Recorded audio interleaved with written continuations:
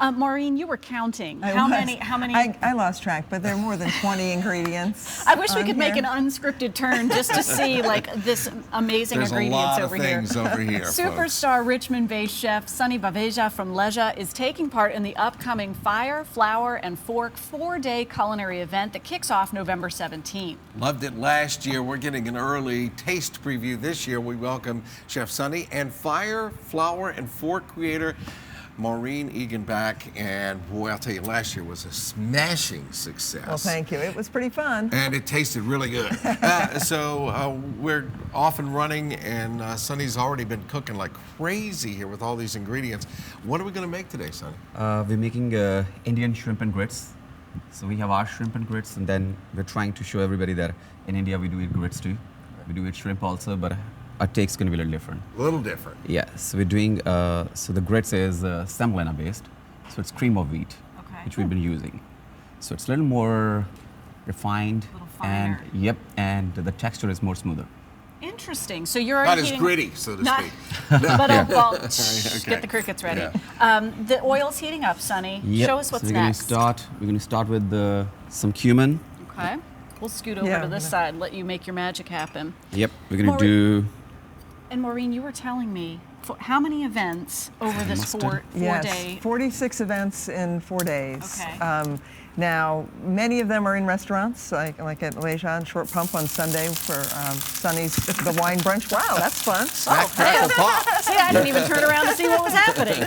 But then we have we have all sorts of large-scale events, like Cornucopia is our Friendsgiving that we're doing the week before Thanksgiving, November 17th at the John Marshall Hotel with 15 chefs, 10 wineries, breweries, corn liquor.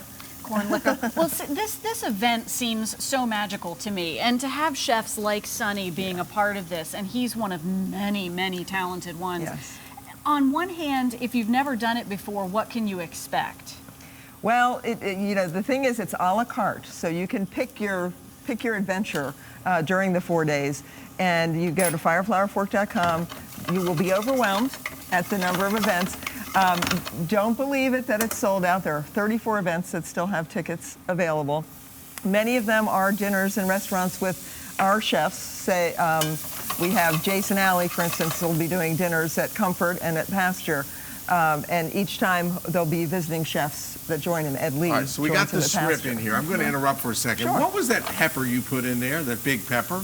Oh, that's the Kashmiri red chili, which is more for a flavor than the spice. So good. It adds then the heat, like in terms. So it adds so much flavors. All right, and you already added about 7 other things while the ladies were talking there, including the shrimp. And he has 77 more ingredients to put in All right, there. I'm sorry. Go ahead. I wanted let me ask Sunny this question then. What gives this the Indian inspiration, Sunny? See, if you see, especially the grits, this is the typical brunch in India and the south part of India, which is we call upma in India. Very typical southern delicacy of brunch. So it's southern India, so they have the grits. Yep, we have the grit. And it's called upma, as the name of it. What's it called? Upma. Upma. U-P-M-A, upma. Okay. That's what's so really cool, too, about, in addition to so many wonderful tastes that you enjoy at Leja, the menu gives you that perspective on the country, really, with different tastes from all over. See, that's the reason we name it Leja, because Leja means accent and style. As when we talk to each other, we know you're from Midwest, you're from South. In India, when we talk to each other, we can tell which state you're from just by talking to you. And so when we were opening the restaurant, we want to make it so regional that the food has to be so regional from different parts of India, not just one state. And being from Punjab, I'm from North India, where majority of the Indian restaurants are from. So definitely you will get the best of the North Indian too, but flair from everywhere.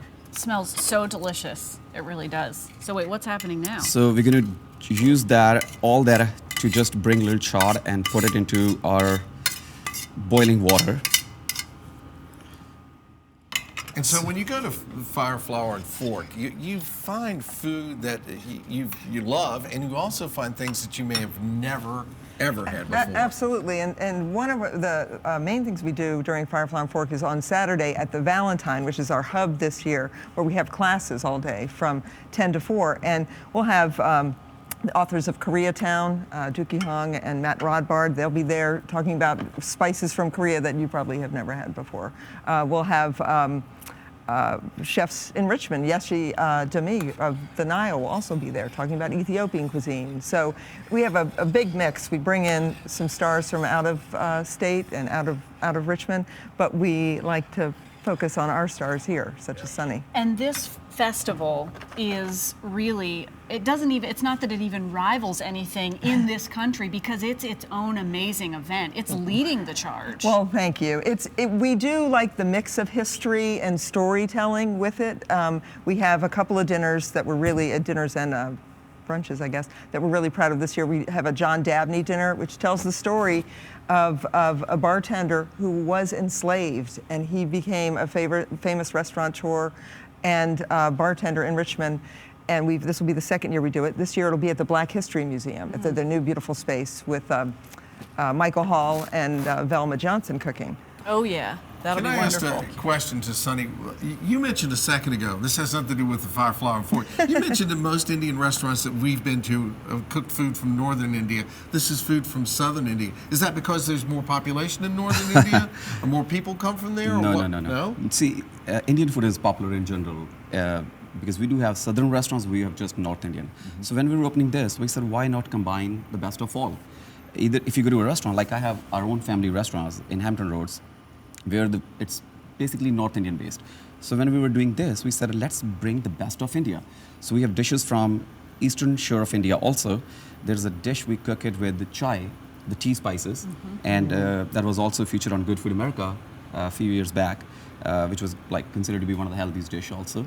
So we think like the eastern, central, southern, and northern belt. You got everything and all. I'm going to share some information. Enjoy 4 days of culinary delights at the 2016 Fire, Flour, and Fork event. It is coming up.